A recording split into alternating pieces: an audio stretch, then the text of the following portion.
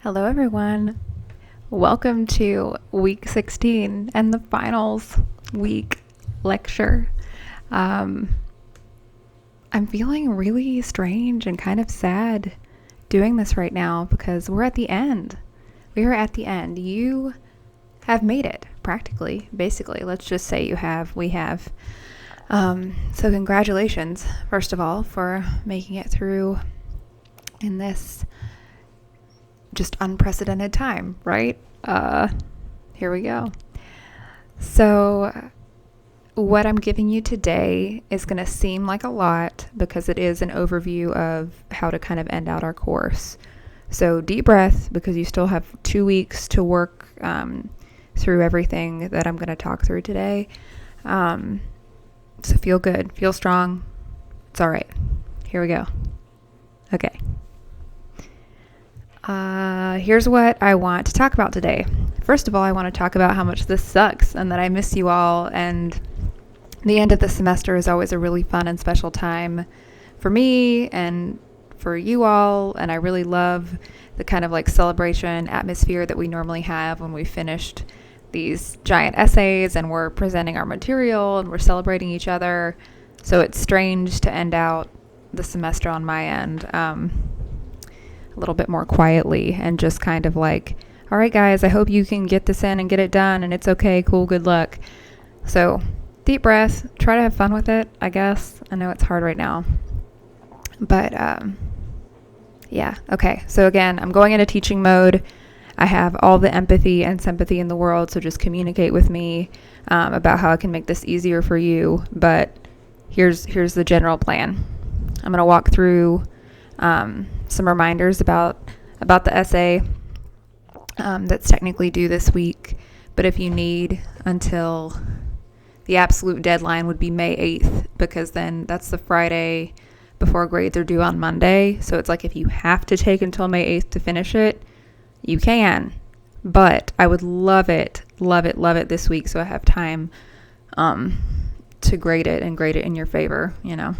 So I'll talk about that. I'll talk about your final presentation, video or alternative format, if that freaks you out.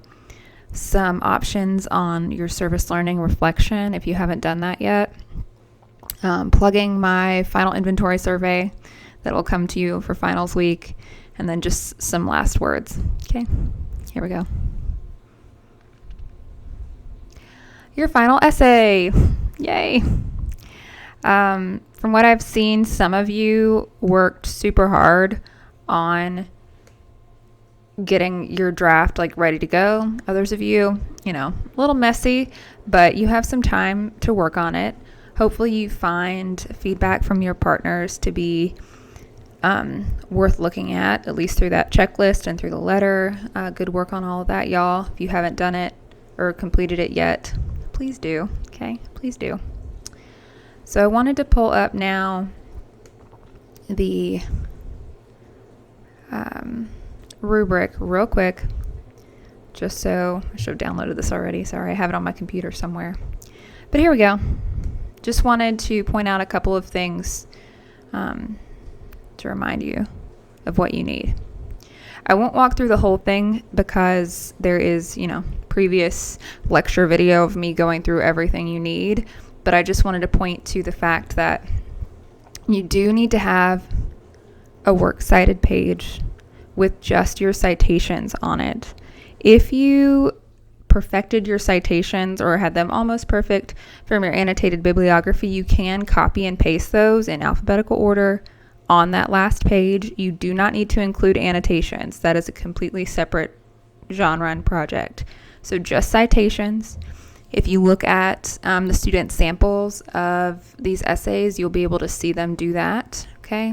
But make sure that you take some time to make sure that's perfect if you can, because that's good practice for making sure it's all good. But make sure that's there, because if it's not, that's a problem, okay? We are shooting for at least a full 8 pages of writing. I don't think this can be done successfully in less than that, but if you're at like 7.5 and you really just can't get any more and you're freaking out, then it's fine, okay? Just If you're happy with it or happy enough with it, do that. Triple check your header. Make sure you've got page numbers and all that. Basically just like focus on the style and formatting stuff at the end so that you can get those full points, because they're silly points to miss. And just take a breath, double check all that, check it against those samples and against in the textbook the example of the MLA formatted essay. Okay, super easy points to earn, but apparently easy points to miss too. Okay, that's kind of what I wanted to point out here, but again, look through these things, go back to that previous lecture if you're unsure about what needs to be there. And of course, that checklist that I had you fill out for your partner and your partner fill out for you is a good way to kind of walk through if you're kind of meeting the requirements here. Cool. Good. Okay, another thing that I wanted to note was on transitions, because I've been getting a lot of kind of general questions from some students I've been in contact with about like, I just don't feel like it flows. And again, I'm like, what does flow mean? When really we're talking about transitions. And I have seen that in kind of peeking at the beginning of paragraphs in some of your drafts. So I'm going to send you this link out of Chapel Hill that talks about transitions from paragraph to paragraph. And these are some good examples to look at and about how they work.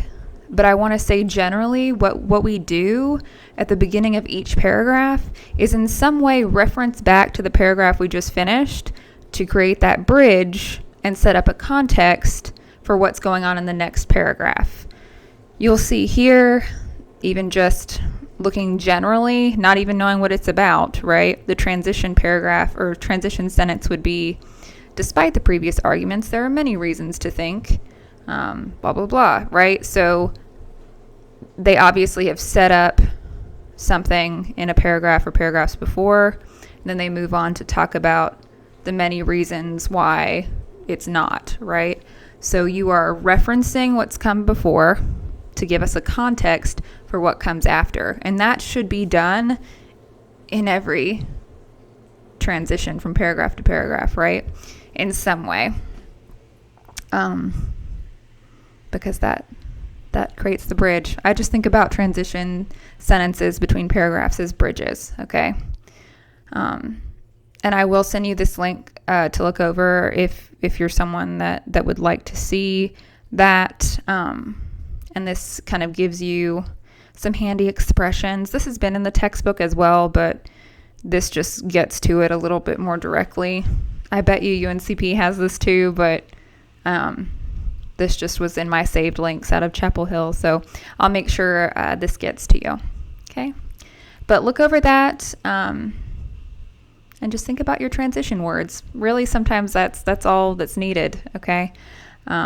It's just a word, but a sentence might be even better. Okay, cool? Cool. I'm going to pretend that everyone nodded with great vigor. Okay. Your final presentation. So if you'll remember in the syllabus at the very beginning of the semester, we kind of talked about how cool it would be if we kind of made a traditional poster and had this kind of open air discussion of the cool research that we did.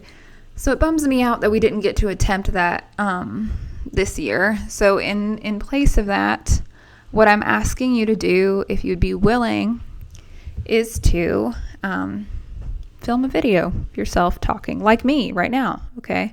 And if you want to do visuals in it with you, like whatever you want to try, or if you just want to do a traditional like you talking and recording it, that would be great too. I guess I just want to give us like, maybe I'm being selfish and just wanting to see you like finally talk about your research and your experience. But that's what I love about final presentations for comp. So do me a solid if you would be willing to attempt to do a video. I know that's not for everybody, so I am going to offer some other options, but if you'd be willing to do this, I would love for you to do this. When you go to our final presentation under module week 16 and final, you will see instructions about what I want from you for this video, like a 3 to 5 minute video. Upload it to YouTube, and then you can upload it as unlisted, so it won't be public, so we can only access it through the link that you submit on week 16's discussion board, which is where I want you to put all of your final presentations so we can all have access to them. But that's what's going on there. Here's what I want from you. Here's what I said. In shifting our curriculum online given COVID-19, for your final presentation, I invite you to record a video of yourself speaking to the following. Share the most important things you've learned in your research project. What is the most important thing that others should know about your research? What is your biggest takeaway from our course? So what's going to stick with you from like our class in its entirety? It doesn't have to be on your research. It could be about any part of our class before or after the COVID crisis. That's what I mean by biggest takeaway. What's going to stick with you most from Comp 2, Spring 2020? What do you want future students to know about this course? Okay, what should they be prepared for? What should they know? What kind of, attitude should they bring to the material? I don't know. Whatever kind of advice you have for future students, or if you just kind of want to do some reflection there, that's what I would love to hear from you. All in all, I just want this to be a little bit of an archive about this semester, right? Because it's one for the history books for sure. So reflect on your own research and then about the course as a whole and look toward the future. That's what I would like in video format if you can.